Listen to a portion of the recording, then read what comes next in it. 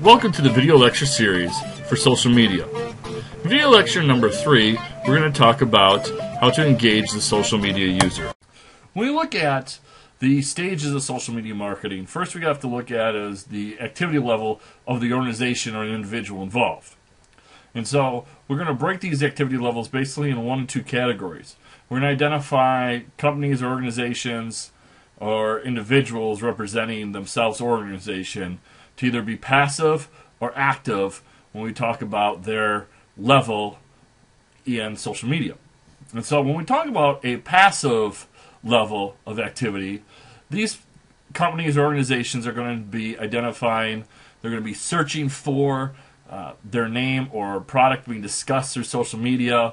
They're going to listen to customer concerns and respond to those concerns. Where an active participant in social media, where there's differences between the passive person, is an active person may be searching, listening, and responding to customer concerns, but what they do is they take it a step further by creating and engaging content for those activities. And so they may be doing blogs, they may be creating wikis for their customers to participate in, they may actively be creating discussion board posts, a lot of different activities they could technically be participating in, but they're going to be more active in creating that engagement with the customer. And so when we talk about what companies do or don't do, as we discussed before, some issues that companies have is they think Facebook is social media. And so if we look at companies that are successfully using social media with their company, what are some of the practices that they're using? One of the first things that we'll see is the company is active and participative. Not only from their company standpoint, but they're getting the customers involved with those social media activities and really getting customers actively interacting with their organization. The next thing that they're doing is this understanding that they have to be truthful and authentic with their communication with the customers. Social media stuff can get cut and paste and sent, and so many people read it that they have to be consistent with that message, and they have to be truthful about the message that they're sending. If they are truthful and authentic with the messages that they're sending, that's going to help them build a stronger brand in their community. The next thing is to look at people and organizations as becoming a resource. People aren't on social media sites to get marketing information. They're there to get information. They're not necessarily there to be sold.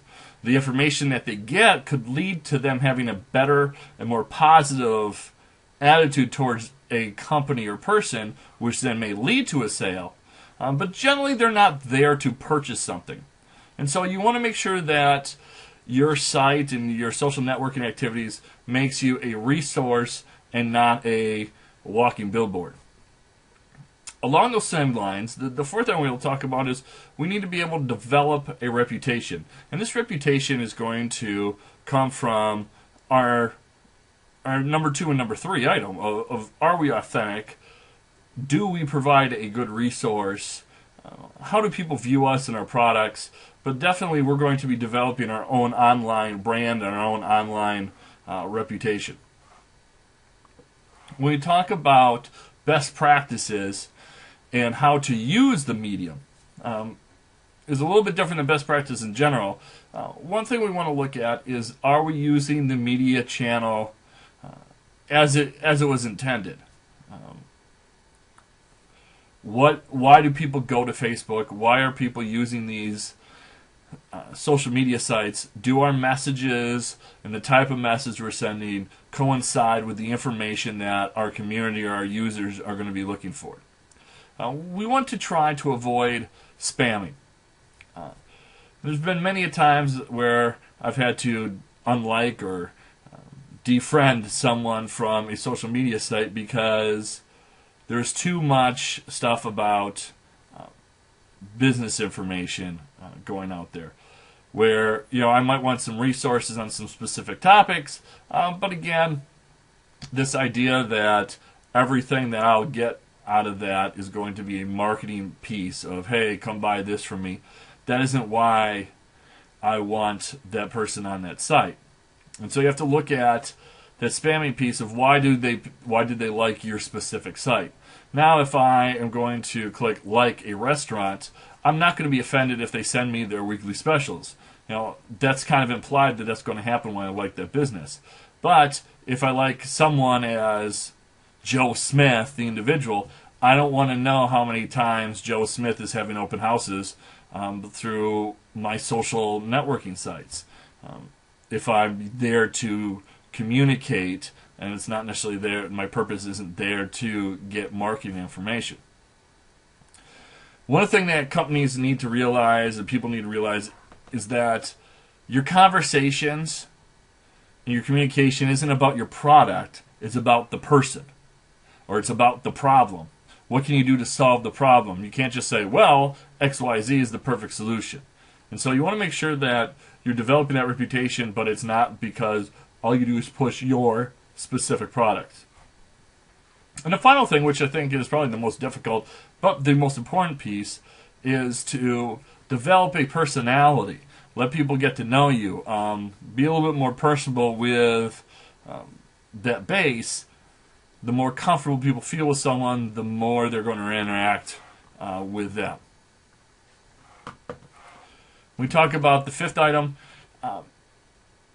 provide reasons for the connections. And where this is coming from is when you request to friend someone, don't just say, oh, I request to friend Joe Smith. You want to make sure you're requesting, hey, Joe Smith, I see that you are in the telecommunication industry. I also work in that same industry, and I think we could be a good resource for each other. So you want to make sure that if you're suggesting a friend or a like, or whichever way that social networking site declares it, that you're sending an understanding to that person of why you are requesting that partnership. You want to make sure that your messages are consistent. Anything you put on a social networking site is out there for the public to view. And so you want to make sure that all your messages are consistent with how you deal with each individual situation. You want to make sure that if there is a topic being discussed, that you don't go into like a discussion board and say, buy Joe Smith's products. You make sure that you are discussing that topic at hand.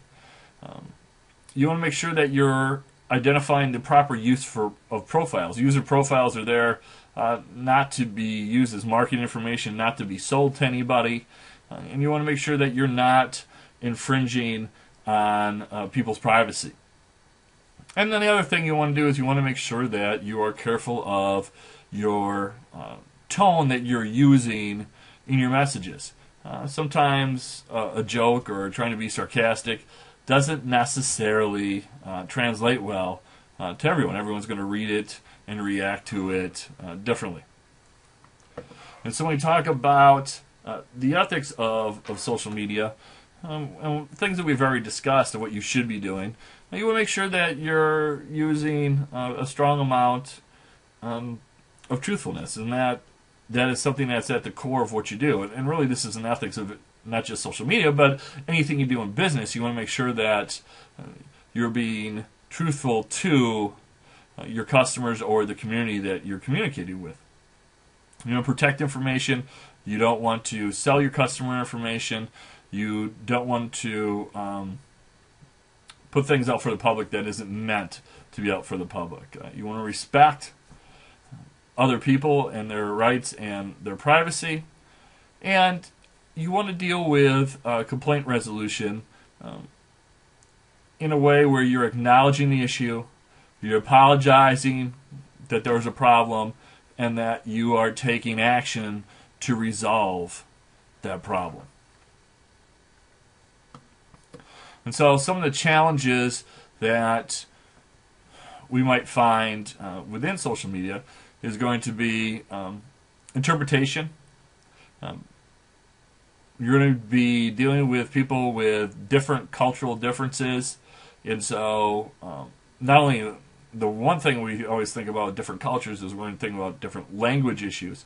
But even domestically here in the United States, you're going to have cultural differences between different parts of the country. And so you want to make sure that you identify what those specific issues may or may not be. If you're trying to reach a global market, we have to understand that not every user is going to be using social media. Different countries have different access and availability to social media, and they have different buy-in on the percentages of people that are using social media. The percentage of computer users that use social media is definitely the highest in the United States.